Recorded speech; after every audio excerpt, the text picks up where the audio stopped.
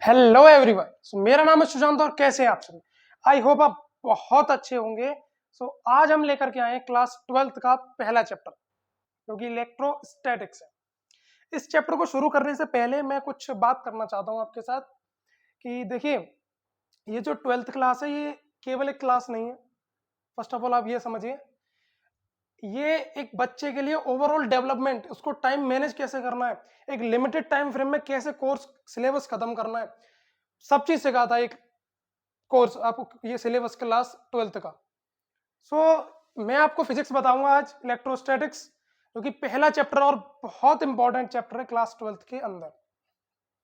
आज हम देखिए इसको इतना नहीं लिखेंगे जितना 9th और 10th जूनियर सेक्शन में लिखवाया जाता है, क्योंकि इस क्लास में आकर आपको लिखने से ज्यादा समझना बहुत जरूरी है।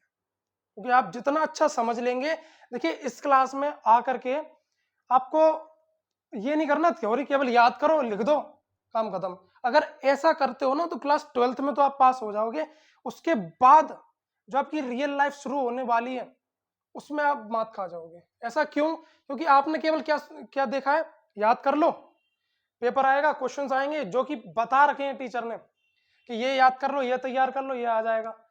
बट 11th और 12th में, क्लास 12th में ऐसे पास होना सिंपल है, बट आप जो आगे तैयारी करने वाले हो उसको समझ पाना, उसमें निकल पाना बहुत मुश्किल हो जाएगा आप सभी के लिए।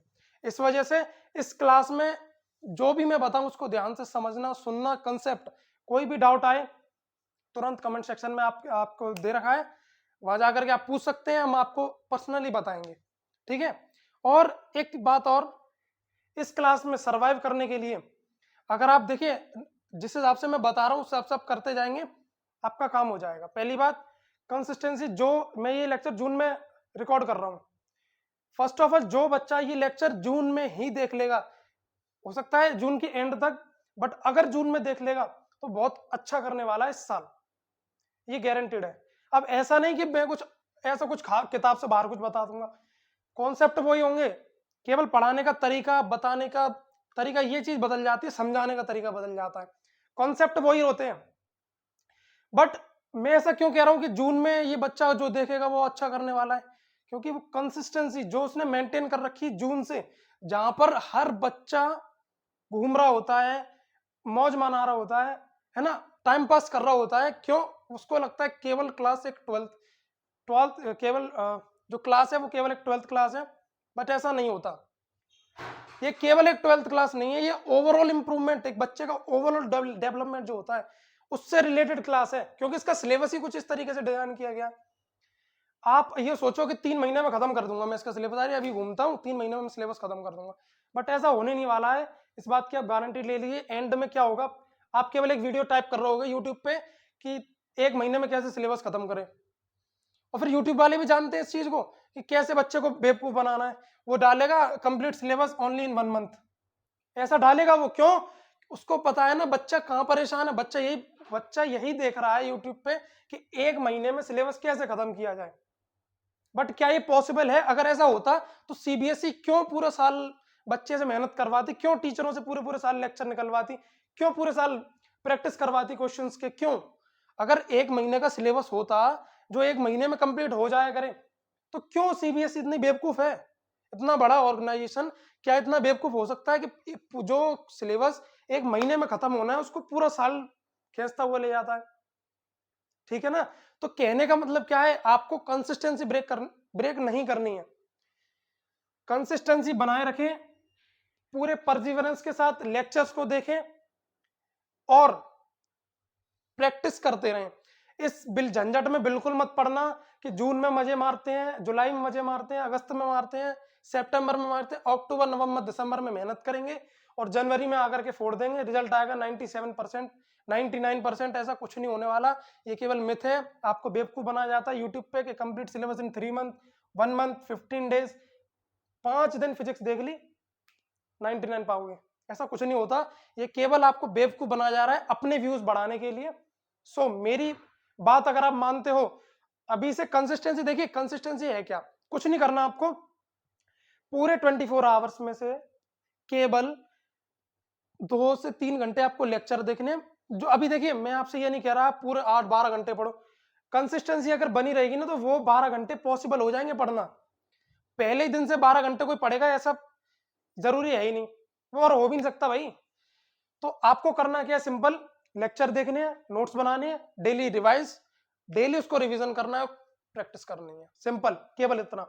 12th क्लास अगर आप ढंग से कर लेते हो ना, आपको किसी चीज की तैयारी करने की जरूरत नहीं है कि अलग से एक तैयारी। क्योंकि एक बात बताओ, 12th में, 11th में, 12th में सिलेबस तो वही है, वही आपको अलग से पढ़ाया जाएगा। बस क्या है, तब बच्चा ना, बच्चे के दिमाग में भर जाएगा, अरे मैं अब अलग से तैयारी कर रहा हूं, अब मुझे जाकर के एक अच्छी तरीके से पढ़ना है। पर अगर वो यही बात समझ लेता कि क्लास 12th में अगर मैं अच्छी तरीके से पढ़ लिया होता तो मेरे को जो अलग से तैयारी करनी पड़ रही है ये नहीं करनी पड़ती। समझ में आ रहा है ना? सो सिंपल कहने का मतलब मेरा ये है कि क्लास 11th, क्लास 12th ये दोनों ऐसी क्लासें नहीं है जिसको नॉर्मली देखा जाए। इसको नॉर्मल समझने की कोशिश करना भी मत। जितने वास्ट, जितने कंसेप्चुअल आप इसको पढ़ सकते हैं, आपको उतना कंसेप्ट के साथ पढ़ना है। और देखो भाई, पढ़ना वैसे भी और पढ़ना वैसे भी है। 12th में पढ़ोगे फिर भी पढ़ना है, क्योंकि पास होना उसमें तुम्हें, वो बात अलग है। देखो स्कोरर की बात अलग है, उसको किसी भी से भी मतलब नहीं है, ठीक है ना, कि यहां भी जाना है वहां भी जाना, उसको कुछ नहीं मतलब। उसका सिंपल फंडा क्या है, मुझे पढ़ना है, अच्छा स्कोर करना है। समझ में आ रहा है ना? बट आप ये मत सोचना कि मैं अब अलग से 1 साल दूंगा इसको। क्यों दोगे भाई 1 साल? 2 साल तो मैं पहले दे दिए, 1 साल और दोगे, क्या फायदा इससे? क्लास 12th पहला दिन है, आज पहली क्लास है, इस वजह से मैं आपको ये बात समझा रहा हूं।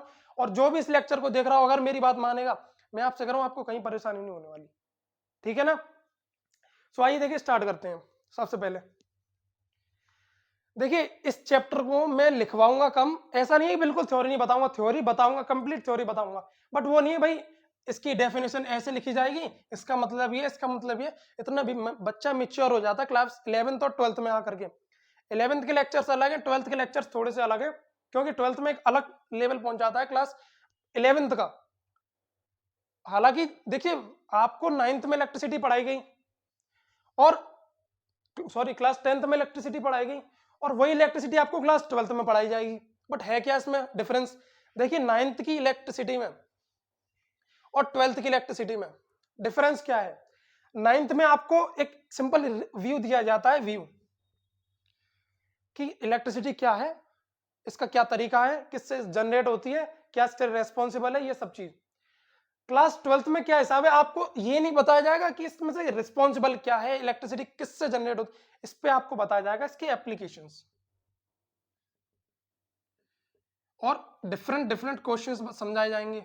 ऐसा नहीं, ये भी बताया जाएगा, बट इतने अच्छे तरीके से नहीं जो कि आपको क्लास 10th में, सॉरी क्लास 10th में इलेक्ट्रिसिटी समझाया गया है। ऐसा क्यों? उन्होंने यही चैप्टर, इसका एक शॉर्ट व्यू आपको क्लास 10th में दे रखा है। उनको लगा हमने क्लास 10th में बच्चे को दिया, बच्चा समझ के आया होगा, अब क्लास 12th में इसको वास्ट तरीके से पढ़ाते हैं। समझ पा रहे हो ना?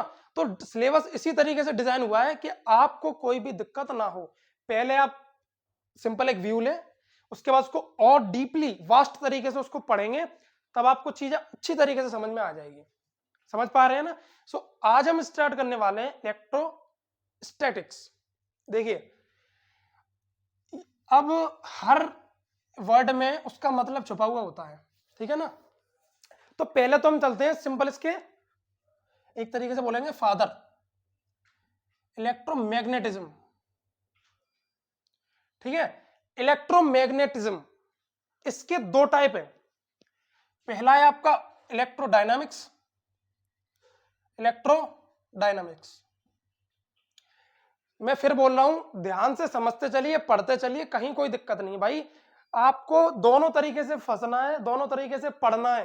देखिए, अगर आप सोचते हैं कि मैं 12th में एक ऐसा करता हूं, मौज मारता हूं, पास तो हो ही जाऊंगा, निकल जाते हैं। 12th आपने पास कर लिया, आप इस भ्रम में बैठे हुए हैं कि 12th मेरी हो जाएगी फिर तो मौज है। 12th आपकी जैसे ही क्लियर होगी ना, आपकी जो जिंदगी होगी, आपको समझ में नहीं आएगा मैं पढ़ लूं, छोड़ दूं, करना क्या है, मुझे ये समझ में ही नहीं आएगा। अब ऐसा क्यों?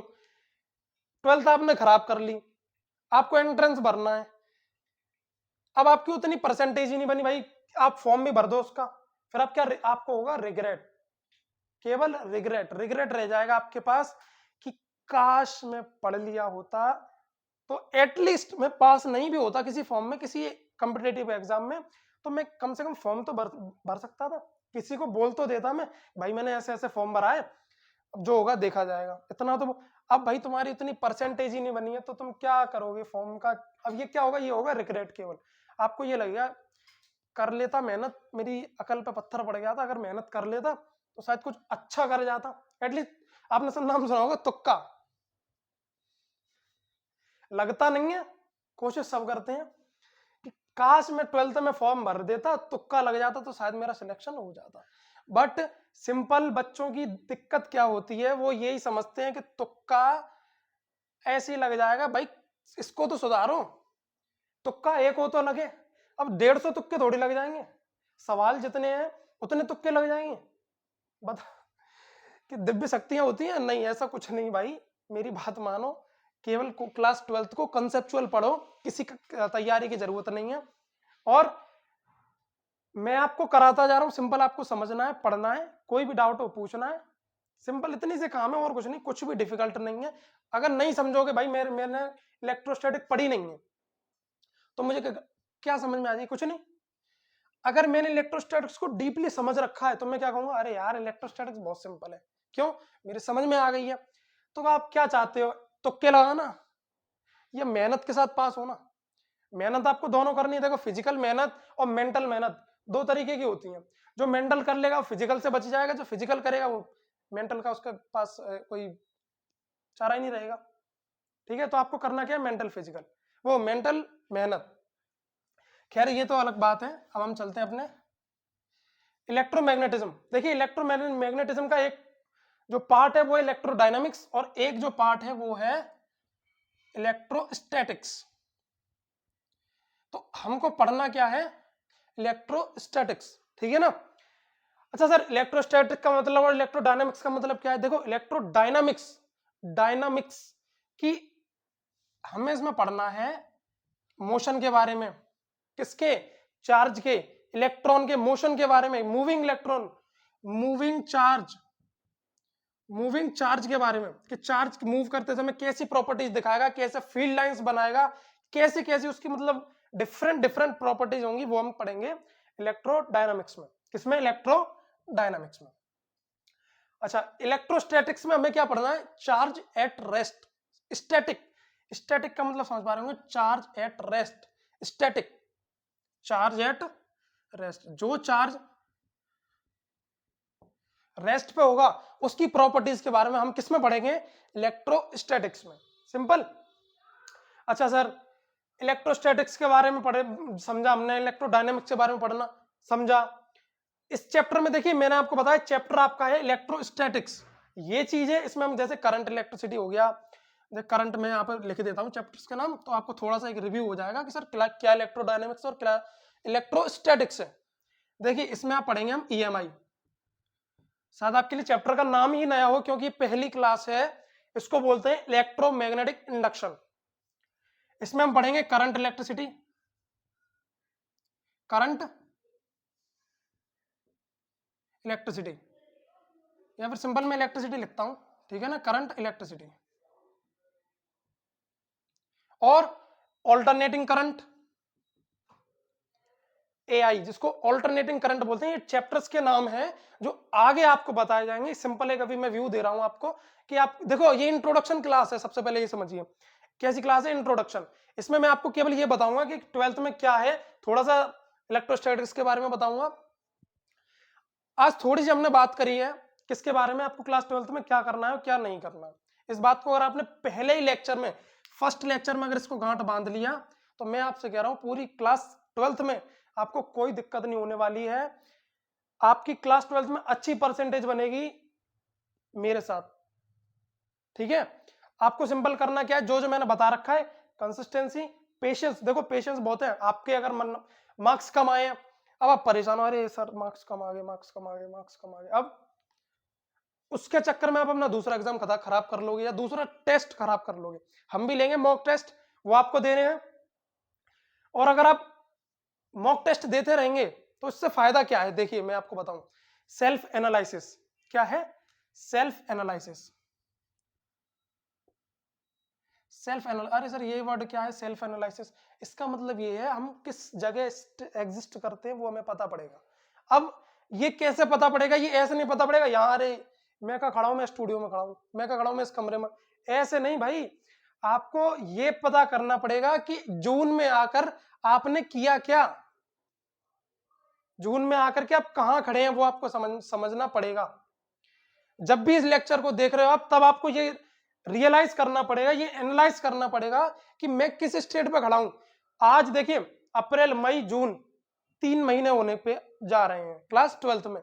इन 3 महीनों में आपका आउटपुट क्या निकला?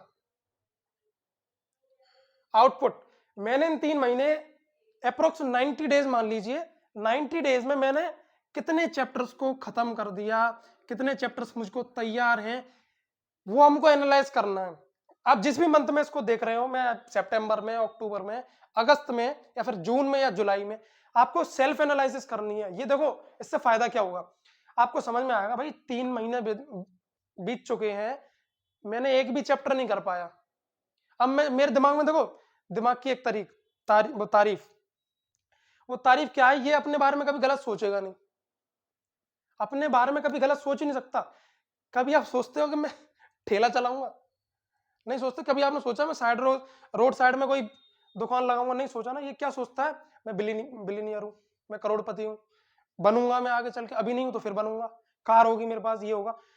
ऐसे ये काम करेगा आपका दिमाग। यहाँ पे क्या होगा, आपको क्या पता पड़ेगा भाई 90 दिन ही तो गए हैं, 90 दिन ही तो गए हैं, मतलब 3 महीने, अभी मेरे पास 9 महीने हैं, है ना। 9 महीने में मुझे क्या करना है, ऐसे चैप्टर में ये खत्म कर लूंगा, 1 महीने में इतने चैप्टर, दूसरे महीने में इतने चैप्टर, तीसरे में ऐसा रिवीजन, चौथे में प्रैक्टिस, 5वें में फोड़ देंगे महीना, मतलब एग्जाम। बट ऐसा कुछ नहीं होने वाला है। आपका जो जिस स्टेट में अभी आप एग्जिस्ट कर रहे हो वो आपको बता देगा कि भाई तेरी औकात क्या है, तू क्या करने वाला है एग्जाम में, ये आप खुद ही समझ जाएंगे। बट वो ये है, आप कहेंगे किसी से नहीं। जो ये चैप्टर्स मैंने बताए आपको अभी समझ में नहीं आएंगे, बस इनका नाम जान लीजिए, ईएमआई, इलेक्ट्रिसिटी और ऑल्टरनेटिंग करंट, और भी है। फिलहाल हम पढ़ना है इलेक्ट्रोस्टैटिक्स। देखिए इलेक्ट्रोस्टैटिक्स, हम चलते आगे इलेक्ट्रोस्टैटिक्स की तरफ।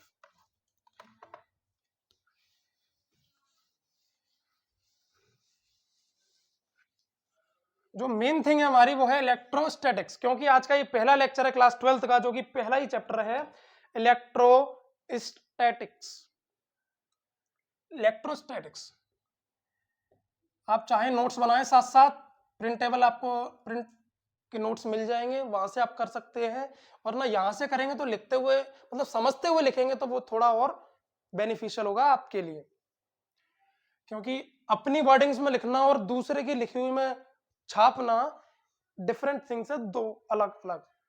क्योंकि आप किसी की वर्डिंग्स को कुछ लिखेंगे, मतलब समझ में नहीं आएगा, बस आपकी पेन चल रहा होगा, और यहाँ पर आप समझते हुए लिखेंगे लेक्चर को देखते हुए, तो आपकी समझ में भी आएगा और आप क्या लिख रहे हैं वो आपको पता भी चलेगा।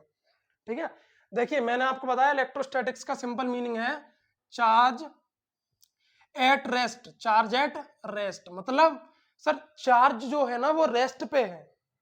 चार्ज एट रेस्ट का मतलब तो यही है, चार्ज जो है ना वो रेस्ट पे है। अच्छा देखिए मैंने आपको चार्ज के बारे में तो अभी बताया नहीं है, मैं चार्ज पहले खत्म करता हूं। देखिए चार्ज को समझने के लिए हमको सबसे पहले समझना पड़ेगा एटम। सर चार्ज बताओ डायरेक्ट एटम क्यों? एटम मैं बताऊंगा तो आपको समझ में आएगा कि चार्ज एग्जैक्टली है क्या। देखिए एटम के बारे में जानते हैं। जब एटम की खोज की तो उसने बताया कि भाई सबसे छोटा जो है वो है एटम, और ऐसा है भी, जो चीज सबसे छोटी है वो है एटम, है ना। अच्छा सर जब जब इसकी खोज की गई तब ये बताया कि सर जो सबसे छोटा है वो है एटम, क्योंकि हम इसको आंखों से देख नहीं सकते, है ना। अच्छा सर इससे छोटा भी कुछ है। थोड़े समय बाद इसकी भी खोज हुई और उसमें बताया कि इसके सब एटॉमिक पार्टिकल्स हैं, सब एटॉमिक पार्टिकल्स जो कि हैं इलेक्ट्रॉन। पहला आप समझिए इलेक्ट्रॉन्स, और दूसरे होते हैं आपके प्रोटॉन्स, और तीसरे होते हैं आपके क्या होते हैं, न्यूट्रॉन्स। इतना आपको पता होना चाहिए, बहुत बेसिक है, इससे ज्यादा बेसिक नहीं बता पाएगा भाई? कोई भी नहीं बता पाएगा।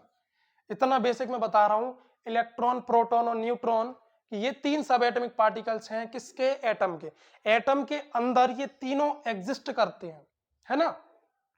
अच्छा सर, चार्ज का मतलब क्या है? ये तो एटम समझ में आ गया, सब atomic particles, electron, proton, neutron समझ में आ गया। अच्छा देखिए, अब चार्ज की जब हम बात करते हैं, देखिए किसी भी एलिमेंट में like sodium, hydrogen, helium, lithium, beryllium, boron, carbon and etcetera, यही 3 सब एटॉमिक पार्टिकल्स का फंडा है। उनके रिएक्शन करने पे, उनके एग्जिस्ट करने पे, वो कैसे रिएक्ट करेंगे, वो कैसे किसी दूसरे एटम के साथ, वो कैसे वाटर के साथ, कैसे ऑक्सीजन के साथ, कैसे किसी गैस के साथ, कैसे एटमोस मतलब कि सिंपल कैसे रिएक्ट करेंगे, वो चीज आपको चार्ज के थ्रू समझ में आएगी। ठीक है ना? तो देखिए अब मैं बात करता हूं चार्ज, पहले इन तीनों के बारे में चलते हैं थोड़ा थोड़ा कि क्या है exactly electron, proton and neutron. देखिए इलेक्ट्रॉन पे जो चार्ज है वो होता है आपका नेगेटिवली चार्ज। इलेक्ट्रॉन जो है वो नेगेटिवली चार्ज है, इलेक्ट्रॉन क्या है? Negatively charge. प्रोटॉन है वो है पॉजिटिवली चार्ज। और जो न्यूट्रॉन है वो पॉजिटिव है या नेगेटिव है? इतना तो आपको पता होना चाहिए, आप क्लास 12th में बैठे हैं, क्लास 12th का लेक्चर देख रहे हैं। अगर मैं आपको ये भी समझ में नहीं आ रहा ना कि इलेक्ट्रॉन क्या है, प्रोटॉन क्या है, न्यूट्रॉन क्या है, तो आप अभी भी मैं बता रहा हूँ बहुत गलत जगह एग्जिस्ट कर रहे हैं। थोड़ा सा अपना लेवल बढ़ाइए, क्लास 12th में आइए। क्लास 12th में बैठना, पढ़ना और आना एक अलग चीज है कि क्लास 12th में आने का मतलब है आपको पिछला जो कुछ भी है वो सब कुछ याद होना चाहिए, एग्जैक्ट मतलब कंसेप्ट तो क्लियर होना ही चाहिए भाई, तभी आप समझ पाओगे आगे की चीजें, वरना क्या फायदा होगा। आपको मैं बता दूं न्यूट्रॉन, प्रोटॉन, आपको यही नहीं पता भाई सब एटॉमिक पार्टिकल्स क्या है, एटम क्या है, इस वजह से तो मैं इतना बेसिक से जा रहा हूं, एटम, इलेक्ट्रॉन, प्रोटॉन और न्यूट्रॉन। ठीक है ना? देखिए ये होता है, वो होता है निगेटिवली चार्ज। कौन सा? Negatively charge, negatively. और ये होता है जो पॉजिटिवली चार्ज। कैसा? Positively charge. और ये जो होता है उसको बोलते हैं हम न्यूट्रल। आप ऐसे कर सकते हैं लाइक इलेक्ट्रॉन मतलब कि नेगेटिव, और प्रोटॉन मतलब कि पॉजिटिव का पी प्रोटॉन, और न्यूट्रल का एन न्यूट्रॉन।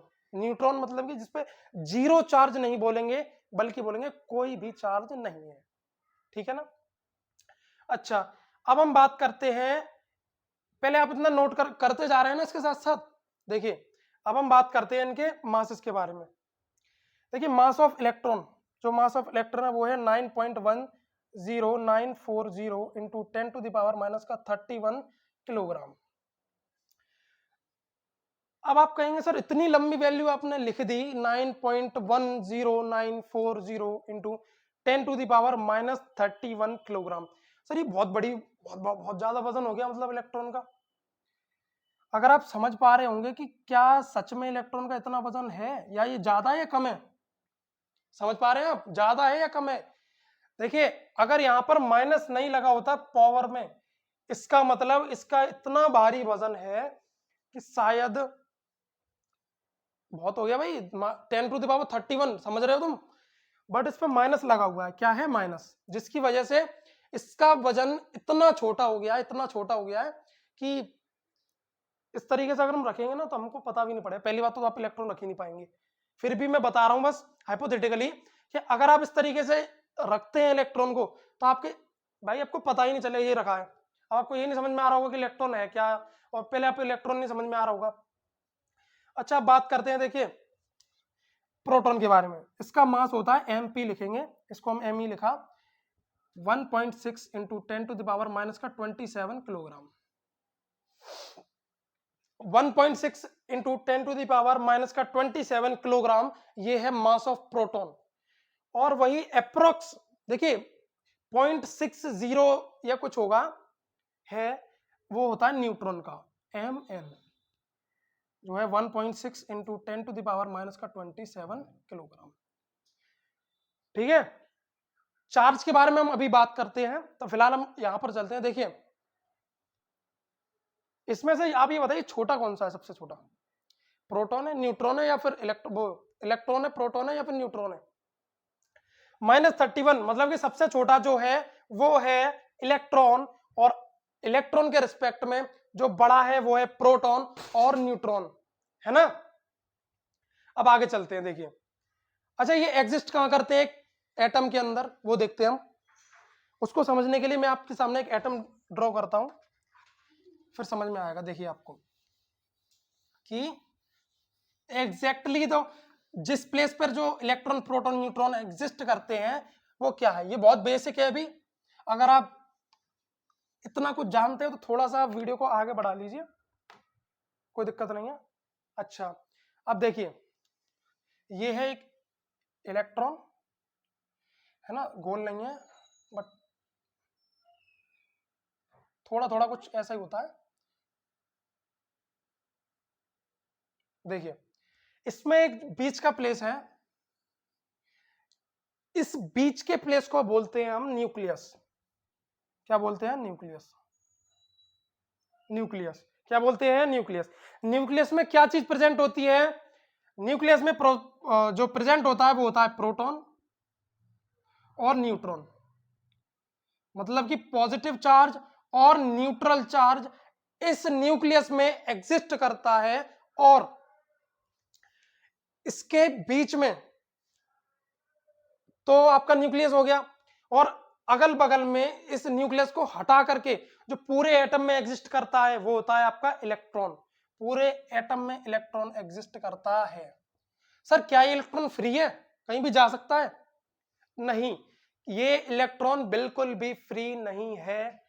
इनकी अलग अलग ऑर्बिट्स हैं, इनकी अलग अलग शेल्स हैं, वहां पर ये न्यूक्लियस के अराउंड रिवॉल्व करते रहते हैं। क्या करते रहते हैं? न्यूक्लियस के अराउंड रिवॉल्व। लगभग कुछ इस तरीके से इनकी अलग अलग अलग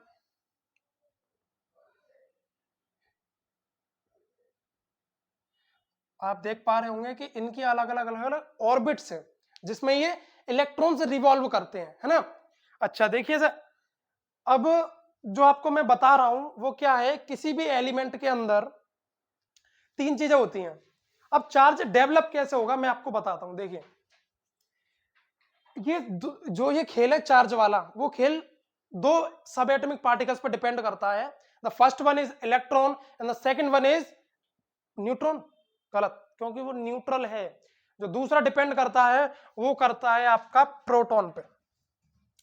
अब देखिए मैं आपको सामने चार्ज बताता हूं, आपको मैंने इनकी एग्जिस्टेंस बता ली कि किस तरीके से ये प्रोटॉन एग्जिस्ट करता है, किस तरीके से इलेक्ट्रॉन एग्जिस्ट करता है, किस तरीके से न्यूट्रॉन। न्यूट्रॉन की प्लेस कहां है? In the nucleus. न्यूट्रॉन कहां एग्जिस्ट करता है? In the nucleus and with the proton, and electrons के आसपास में रिवॉल्व करते हैं। सिंपल।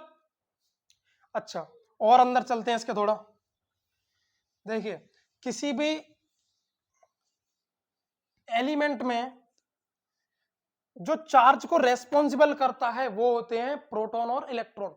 न्यूट्रॉन का इसमें कोई भी हाथ नहीं है ना। देखिए क्या करता है प्रोटॉन और इलेक्ट्रॉन। अब समझने की बात क्या है, चार्ज सबसे पहले समझिए आप है क्या। चार्ज की मैं एक डेफिनेशन दिखाता हूं आपको, उसके बाद समझाऊंगा पॉजिटिव और नेगेटिव चार्ज डेवलप कैसे होता है। यहां तक आप समझ चुके होंगे और आई थिंक आप साथ साथ नोट्स भी बना रहे होंगे, और बना रहे हैं तो बहुत अच्छी बात है, नहीं बना रहे हैं तो अभी भी टाइम है, बात मानो और बनाना शुरू करो लेक्चर के साथ साथ, ठीक है। देखिए चार्ज की मैं एक डेफिनेशन लिखता हूं। चार्ज क्या है? The physical property, physical property of matter. Matter की एक physical property due to which, जिसकी वजह से, due to which it, due to which the other matter experience a attractive और रिपल्सिव। देखिए समझते चलिए वर्ड्स को, अट्रैक्टिव और रिपल्सिव, अट्रैक्टिव और रिपल्सिव फोर। देखिए physical property of matter due to which the other matter experiences attractive और repulsive forces when placed when placed in electromagnetic field, electromagnetic field. अभी हम बात कर रहे हैं केवल चार्ज पे, किस पे? केवल चार्ज पे। ये अपने आप में एक अच्छा टॉपिक है, इसको जितना अच्छा आप समझ लेंगे आपके और भी टॉपिक्स आसान हो जाएंगे, क्योंकि इलेक्ट्रोमैग्नेटिज्म में आई थिंक मेरे हिसाब से क्या है, इलेक्ट्रोमैग्नेटिज्म में ऑल्टरनेटिंग करंट, इलेक्ट्रोडायनेमिक्स, इलेक्ट्रोस्टैटिक्स सब कुछ चार्ज के अराउंड ही घूमता रहता है। इस वजह से चार्ज को समझना, जितने अच्छी तरीके से आप चार्ज को समझ लेंगे उतनी अच्छी तरीके से आपको आगे के चैप्टर्स और आगे के कॉन्सेप्ट, आगे के टॉपिक्स अच्छी तरीके से समझ में आ जाएंगे।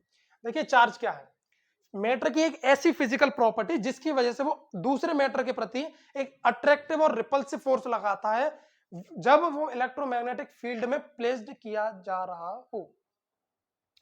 अब है क्या, देखिए चार्ज, मैंने आपको बताया कि इसमें दो चीज रिस्पॉन्सिबल होती हैं, पहला होता है प्रोटॉन और दूसरा होता है इलेक्ट्रॉन। पहला प्रोटॉन, दूसरा इलेक्ट्रॉन आपकी रिस्पॉन्सिबल होता है फॉर द अट्रैक्टिव और repulsive forces inside electromagnetic field. जब कोई दो मैटर आपके इलेक्ट्रोमैग्नेटिक फील्ड में प्लेस्ड किए जाते हैं तो उनके बीच में जो अट्रैक्टिव और रिपल्सिव फोर्स लगता है वो चार्ज के उसके लिए चार्ज रिस्पॉन्सिबल होता है ना। अब आगे चलते हैं। देखिए चार्ज एक इंट्रिंसिक प्रॉपर्टी मैंने आपको बताया था, इंट्रिंसिक मतलब जिस पर फर्दर स्टडीज ना की जा सके वो होता है चार्ज, है ना। चार्ज होता है दो टाइप का, थंबनेल में भी आपने देखा होगा चार्ज के एक वो दिखाया गया है। पहला चार्ज होता है आपका नेगेटिव चार्ज, एक चार्ज होता है आपका पॉजिटिव चार्ज। सर चार्ज तो समझ में आ गया, निगेटिव पॉजिटिव भी होता है, कुछ निगेटिव भी होता है पॉजिटिव भी होता है, क्लास 12 है, आराम से समझते हैं इसको। देखिए नेगेटिव और पॉजिटिव होता क्या है, जब नंबर ऑफ इलेक्ट्रॉन किसी चार्ज में ज्यादा हो जाए, या फिर देखिए जिस पर नेगेटिव चार्ज है वो नेगेटिव चार्ज कहलाएगा। नेगेटिव मतलब एक इलेक्ट्रॉन ज्यादा है वो नेगेटिव चार्ज कहलाएगा, और एक इलेक्ट्रॉन कम है वो पॉजिटिव चार्ज कहलाएगा। जिसमें नंबर ऑफ प्रोटॉन ज्यादा होते हैं, सिंपल इतना समझिए, अगर नंबर ऑफ प्रोटॉन ज्यादा होंगे तो वो होगा पॉजिटिव चार्ज, और नंबर ऑफ इलेक्ट्रॉन ज्यादा होंगे तो वो होगा नेगेटिव चार्ज। जिस पे नंबर ऑफ इलेक्ट्रॉन ज्यादा वो नेगेटिव चार्ज, जिस पे नंबर ऑफ प्रोटॉन ज्यादा वो पॉजिटिव चार्ज। अब इनकी प्रॉपर्टीज के बारे में समझते हैं। देखिए सिंपल, इससे ज्यादा सिंपल कुछ नहीं हो सकता। मैंने आपको बताया जिस पर नंबर ऑफ इलेक्ट्रॉन ज्यादा वो नेगेटिव चार्ज। देखिए इलेक्ट्रॉन पे कौन सा चार्ज होता है बताओ, मैं आपको देखो इससे बढ़िया मैं आपको एक तरीका से समझाता हूँ। नंबर ऑफ पॉजिटिव और नेगेटिव चार्ज क्या है और कैसे ये डेवलप होते हैं, कैसे इनसे पॉजिटिव चार्ज डेवलप होता है, कैसे इनसे नेगेटिव चार्ज डेवलप होता है, मैं आपको समझाता हूँ। देखिए एक एलिमेंट है एक्स वाई जेड, मान लेते हैं कुछ भी एक्स, एलिमेंट एक्स है, ठीक है। इसके अंदर 11 प्रोटॉन है, ठीक है, और इसके अंदर 11 इलेक्ट्रॉन है। अब अगर इलेक्ट्रॉन और प्रोटॉन दोनों इक्वल है, 11 ही इलेक्ट्रॉन है और 11 ही प्रोटॉन है, तो ये जो एलिमेंट है वो किस स्टेट में एग्जिस्ट करेगा? वो एग्जिस्ट करेगा न्यूट्रल स्टेट में। न्यूट्रल स्टेट में क्यों? 11 इलेक्ट्रॉन 11 प्रोटॉन के साथ कोलैप्स होकर के चार्ज न्यूट्रल कर देंगे, सिंपल। अच्छा अब मैं मानता हूं इनके पास, इसको मैं बोलता हूं केस फर्स्ट में हमारे पास क्या आया? न्यूट्रल। माइंड मैप के तरीके से इसको याद कर सकते हैं आप। देखिए दूसरा केस में जाते हैं हम, जब हमारे पास 10 इलेक्ट्रॉन है और 11 प्रोटॉन है। प्रोटॉन कितने हैं? 11, और इलेक्ट्रॉन कितने हैं? 10 इलेक्ट्रॉन, ये कितने हैं? 10 इलेक्ट्रॉन कोलैप्स करेंगे 10 प्रोटॉन के साथ, तो चार्ज कितना न्यूट्रल होगा? 10। जो चार्ज 10 होगा, 10 कूलम, वही तो न्यूट्रल होगा भाई। और रह क्या जाएगा? एक प्रोटॉन, मतलब कि प्रोटॉन की गिनती इलेक्ट्रॉन से एक ज्यादा हो गई, मतलब कि इस पे आने वाला जो चार्ज होगा वो हो जाएगा +1।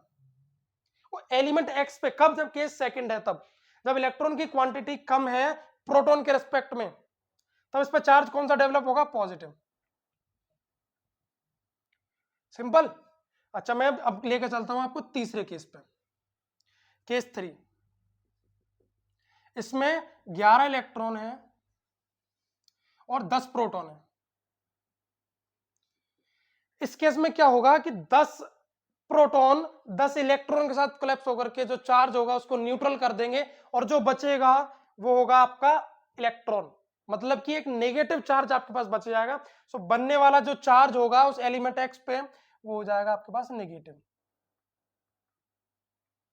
अब आपके समझ में आ गया होगा कि पॉजिटिव चार्ज और नेगेटिव चार्ज कैसे डेवलप होते हैं, कैसे बनते हैं। आपको यह बताया गया होगा भाई एक इलेक्ट्रॉन अगर सेल से निकल गया तो वो पॉजिटिव बना देगा, ऐसा हो गया वैसा हो गया। इससे बढ़िया सिंपल कुछ नहीं है।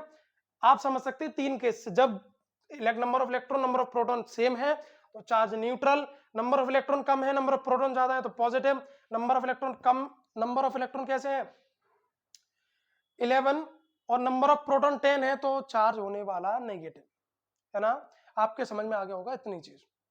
अच्छा अब इनके रिपल्शन की तरफ बात करते हैं, फिर इनके अट्रैक्शन की तरफ बात करेंगे। इनसे देखिए मैंने आपको एक वर्ड आया आपकी डेफिनेशन में चार्ज की में, मैटर, है ना। वो मैटर क्या है, देखिए मैटर आपके चार्ज के साथ इस तरीके से रिलेटेड है। मैं आपके सामने एक स्टेटमेंट लिखता हूं, आप 12th के बच्चे से इसको अच्छी तरीके से समझ पा रहे होंगे और समझ पाएंगे।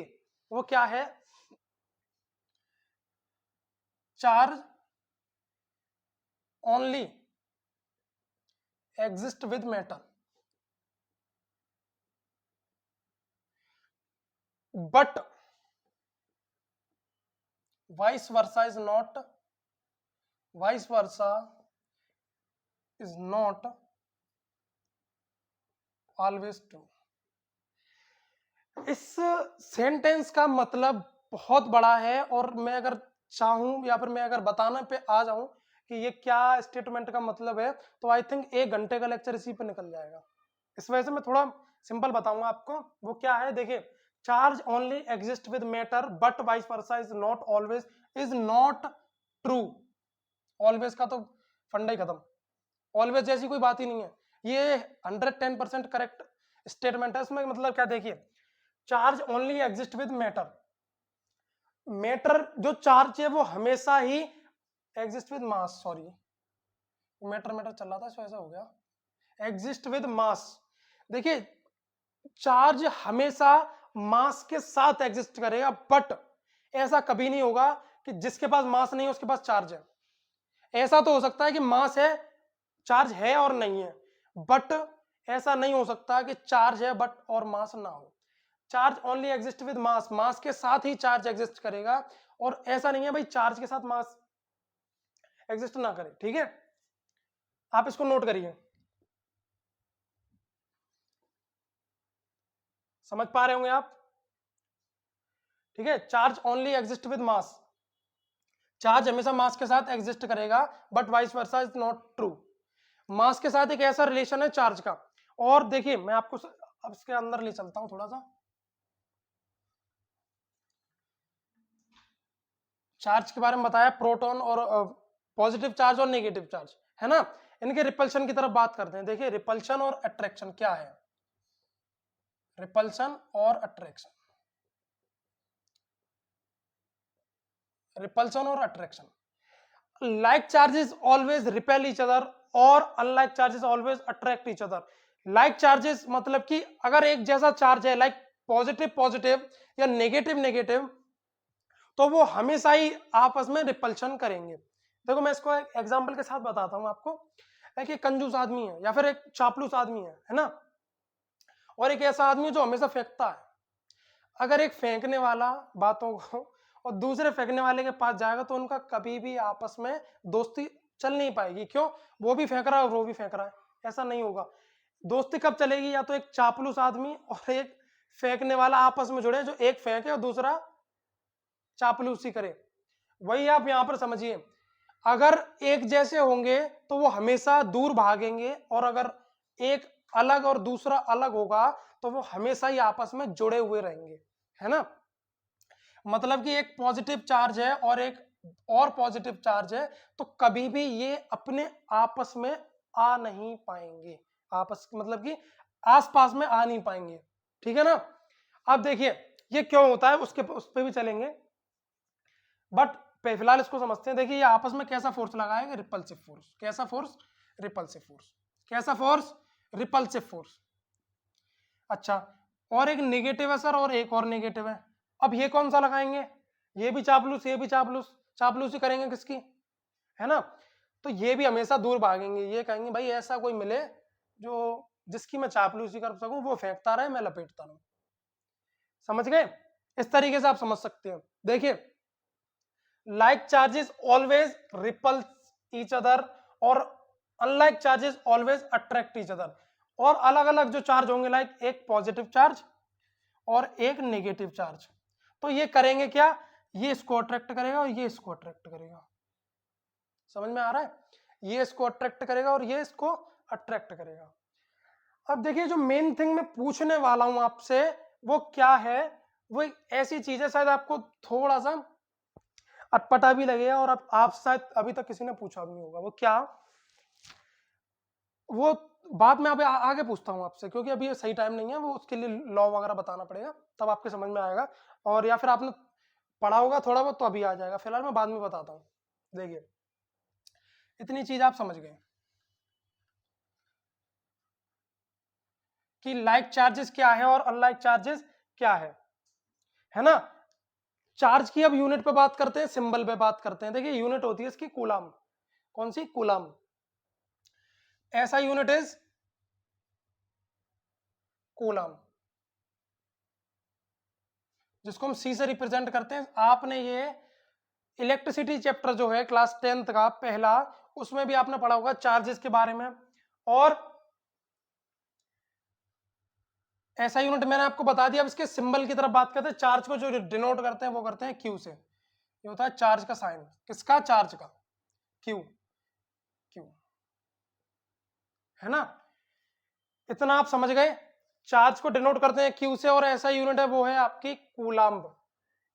देखिए इसके छोटे भी मिलते हैं, जैसे कि माइक्रो कूलाम, मैक्रो कूलाम, वो अलग चीज है, उसमें फायदा भी नहीं अपना पढ़ने का, सो उसको छोड़ते हैं। क्योंकि वो तो इतना तो आपको पता ही होगा कि माइक्रो कूलाम क्या है, मैक्रो कूलाम क्या है। अब इसके आगे चलते हैं। देखिए अब इसकी जो दूसरी बात है वो हम बात करते हैं स्केलर और वेक्टर पे, है ना। मैंने आपको बताया स्केलर और वेक्टर, एक अलग से भी वीडियो हमने अपलोड की गई है स्केलर और वेक्टर की, वहां जाकर देख सकते हैं क्या होता है स्केलर और क्या होता है वेक्टर। फिलहाल मैं क्लास 12th में तो उसको नहीं बताऊंगा, क्योंकि ये बहुत पहले की बात है।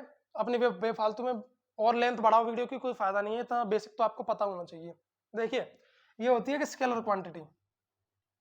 स्केलर क्वांटिटी, इसके पास कोई भी डायरेक्शन नहीं होती, ओनली इसके पास जो होता है वो होता है मैग्नीट्यूड। क्या होता है? मैग्नीट्यूड। और इसके पास कोई भी डायरेक्शन नहीं होती, जिसकी वजह से इसको वेक्टर नहीं बोलते, है ना। मास ऑफ इलेक्ट्रॉन बताया। I think charge of electron भी आपको सब आता ही होगा। चार्ज ऑफ इलेक्ट्रॉन और चार्ज ऑफ प्रोटॉन और चार्ज ऑफ न्यूट्रॉन। इस पे कितना चार्ज होता है, इसमें कितना चार्ज है, इसमें कितना चार्ज। आई थिंक ये 12th की बात तो नहीं है, इतना बेसिक तो आपको समझ में आना चाहिए। आज हमने चार्ज का एक अच्छा खासा ब्रीफ देखा है, और आई थिंक वीडियो की लेंथ भी ज्यादा लंबी नहीं होनी चाहिए, क्योंकि इंट्रोडक्शन वीडियो है। अगर पहली वीडियो 1-1.5-2 घंटे की हो जाएगी तो आई थिंक चैप्टर आपको इतना खास समझ में नहीं आएगा। क्योंकि इसको जितना मैंने बताया ना, आप नोट्स बना के रिवाइज भी करेंगे तो आगे के लिए कोई दिक्कत नहीं होने वाली। क्या चार्ज है, क्या स्केलर, वेक्टर, क्या कुछ नहीं, ये आपको पता है, ये आपको पता है, ये आपको पता है ना। मास मैंने बता दिया है, mass of electron, mass of proton बता दिया, मास ऑफ न्यूट्रॉन बता दिया। कहाँ एग्जिस्ट करते हैं, कैसे पॉजिटिव चार्ज रिपेल करते हैं, कैसे पॉजिटिव चार्ज अट्रैक्ट करते हैं, मैंने आपको बताया, है ना। न्यूट्रॉन क्या करता है भाई, देखो इस पर चलो कल बात करते हैं अगले लेक्चर में। फिलहाल इस लेक्चर को यहीं खत्म करते हैं। Ready for second lecture. और उस लेक्चर में जो सबसे पहली बात आपको याद रखनी है यहां से जाने के बाद, वो क्या है? सबसे पहला काम नोट्स, रिवीजन एंड प्रैक्टिस। आज कोई क्वेश्चन नहीं करवाते हैं क्योंकि सिंपल एक आपको रिव्यू दिया है आपके चैप्टर का चार्जेस के बारे में, क्योंकि इतना खास मैंने अभी चार्ज के बारे में बताया नहीं है। आगे के लेक्चर्स में और ब्रीफ में इसको पढ़ेंगे, क्योंकि कंसेप्ट जितना क्लियर होगा प्रैक्टिस उतनी आसान हो जाएगी। ठीक है, सो अब आपको करना क्या है, लेक्चर नोट्स सिंपल बताया मैंने अभी आपको, और कोई भी डाउट हो बेझिझक कमेंट सेक्शन में आप बोले, हम खुद आपको विद इन 6 आवर में खुद आपको उसका आंसर सॉल्यूशन आपको कमेंट सेक्शन में ही दे दूंगा। और भी आपको अपडेट्स चाहिए, आप टेलीग्राम चैनल है, व्हाट्सएप चैनल है, इंस्टाग्राम पेज है, फेसबुक पेज है, सब कुछ आप एनरोल कर सकते हैं, वो भी फ्री है। So don't worry about anything. Connect with Ank Booster. Thank you for your presence.